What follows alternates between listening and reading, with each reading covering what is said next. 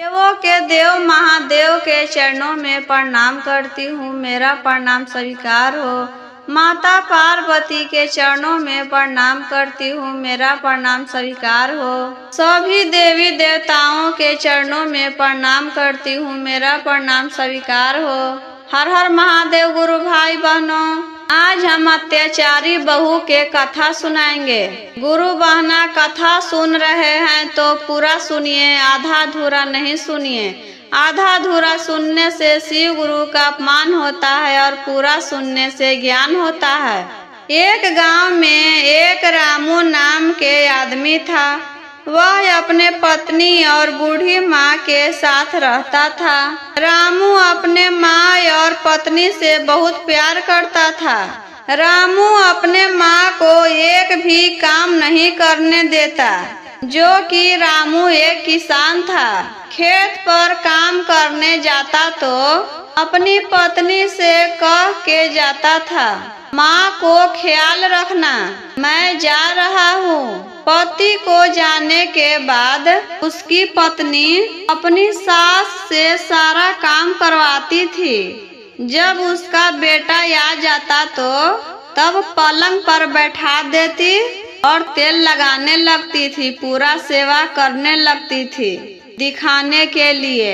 एक दिन रामू खेत पर काम करने जा रहा था तो अपनी माँ से कहता है, माँ मेरे जाने के बाद आपकी बहू सेवा करती है ना, कुछ भी चीज के तकलीफ तो नहीं होती। माँ अपने बेटे से कुछ नहीं कहती थी। वह घर में झगड़ा लगाना नहीं चाहती थी। अपने बेटे से कहती थी, नहीं बेटा, कुछ भी चीज का दिक्कत नहीं होता है, मेरी बहू तो मेरा खूब सेवा करती है। रामू चला जाता है। उसकी पत्नी बोलती है, ये बुढ़िया, तुम्हारा बेटा गया, चल नाटक बंद कर, अपना काम पर लग जा। घर के सब काम पड़ा है, बर्तन धोना है, कपड़ा धोना, झाड़ू लगाना, पोछा लगाना, सब काम बाकी है। चल उठ, जल्दी काम पर लग जा। बुढ़िया के घुटनों में दर्द रहता था।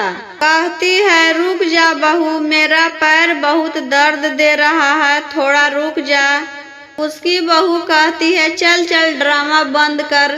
बुढ़िया बेचारी किसी भी तरह सब काम कर ली। उसकी बहू पलंग पर बैठ के सब काम बताती रहती थी। सब काम करने पर भी बहुत बोलती रहती थी। बुढ़िया को अपनी सास को बहुत परेशान करती थी। एक दिन उसकी बहू कहती है, आने दो उनको। अपनी माँ को सर पे चढ़ा के रखता है। रामू खेत से काम खत्म करके घर आया। सबसे पहले अपनी माँ को खोजता है। उसकी माँ काम करके बाहर टहलने जाती है। उसकी पत्नी कहती है, क्या आते आते माँ को खोजने लगते हैं, बाहर घूमने गई है। दिन भर तो बैठे बैठे पैर में दर्द दे रहा था, तो घूमने चले गए। कभी मुझे भी तो खोजिए कि कहाँ गई हो, मेरा भी तो हाल चाल पूछ लीजिए। भर दिन माँ माँ करते रहते हैं। आज हम दोनों में से किसी एक को चुनना होगा। या तो अपनी माँ को घर में रखिए या तो मुझे घर में रखिए, किसी एक को ही घर में रखना होगा। दोनों पति पत्नी झगड़ा कर रहे थे दीदी। उधर से उसकी माँ आ जाती है। झगड़ा के आवाज सुन के बाहर ही रुक जाती है।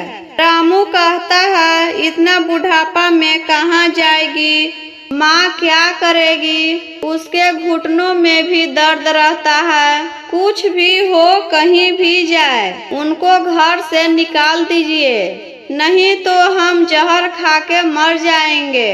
रामू तो सोच में पड़ गया। ना माँ को कुछ कह सकता है, ना ही पत्नी को। उसने कहा, तुम दोनों घर में रहो, मैं ही घर छोड़कर चला जाऊंगा। ये सब बात उसकी माँ सुन रही थी। किसी से भी कुछ नहीं कहती है, चुपचाप जाकर सो जाती है। रात भर उसकी माँ सोचते रही, मेरी बहू मर जाएगी तो मेरा बेटा के घर टूट जाएगा। कहीं मेरा बेटा घर छोड़कर चला जाएगा तो मेरा और मेरी बहू का क्या होगा। हम ही घर छोड़ के चल जाते हैं। सुबह सुबह उठकर बुढ़िया बेचारी कहती है अपने बेटे से, बेटा मेरा मन नहीं लग रहा है। मैं सोच रही थी तुम्हारे मामा के घर से घूम कर आती हूँ, मेरा मन भी लग जाएगा। बहुत दिन हो गया है वहाँ गए। रामू अपने माँ से कहता है, माँ जब तुम इतना कह ही रही हो तो कल सुबह उठकर चलना, मैं तुम्हें मामा के घर छोड़ दूंगा। बेटा के रहते हुए तुम अकेली जाओगी, मामा मामी क्या कहेंगे। इतना बुढ़ापा में अकेले जाने के लिए कह दिया।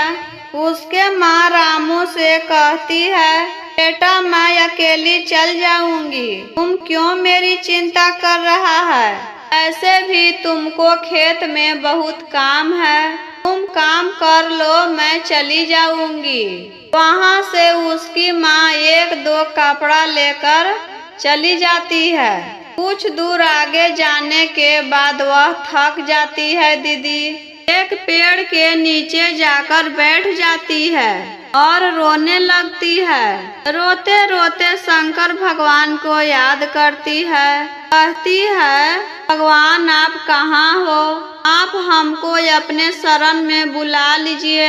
अब मैं जीना नहीं चाहती, मर जाना चाहती हूँ। अब मुझसे दुख बर्दाश्त नहीं हो रहा है शिव गुरु, हम कहाँ जाएं इस उम्र में। अपनी बहू तो मुझे अपने घर से निकाल दी, तो इस उम्र में नैहर जाकर क्या करे प्रभु। मैं किसी पर बोझ बनना नहीं चाहती। घर से तो अपने बेटे रामू से झूठ बोलकर घर से निकली हूँ कि मैं तुम्हारे मामा के घर जा रही हूँ, नहीं तो घर से नहीं आने देता, और नहीं आती तो मेरे बेटा और बहू में रोज झगड़ा होता था। मैं अपने बेटा के घर टूटते नहीं देखना चाहती हूँ। मैं अपने बेटे से बहुत प्यार करती हूँ। सब बात कह के शंकर भगवान के याद करके रो रही थी कि अब आप ही कोई रास्ता दिखाइए। अभी वहाँ पर एक आदमी आकर पूछता है, क्या हुआ माताजी, आप क्यों रो रहे हैं, क्या कष्ट है, कुछ परेशानी है तो मुझे बताइए, हम आपकी मदद करेंगे। बूढ़ी माता सब अपने घर के बात बताती है। वह आदमी कहता है, दीदी माता जी आप चलिए मेरे साथ, मैं एक वृद्धा आश्रम खोला हुआ हूँ, उस आश्रम के हम मालिक हैं। चलिए आज से वहीं पर रहिएगा। वहाँ पर और भी माता जी रहते हैं जिनका कोई नहीं रहता है, हम उसे वही आश्रम में रखते हैं। वहाँ पर सब चीज के सुविधा है, खाना पीना, सोने के लिए बिछावना, कपड़ा लता सब मिलता है वहाँ पर। वहाँ पर कोई भी चीज के दिक्कत नहीं होगा माताजी। वहाँ पर अपना रह के पूजा पाठ करिएगा। सेवा करने के लिए आदमी भी रहता है। बूढ़ी माता उस आदमी के साथ चली जाती है वही वृद्धा आश्रम में रहने के लिए। मेरा वीडियो अच्छा लगा हो दीदी तो लाइक करें, शेयर करें और रोजाना वीडियो देखने के लिए चैनल को सब्सक्राइब करें और कमेंट बॉक्स में हर हर महादेव जरूर लिखें।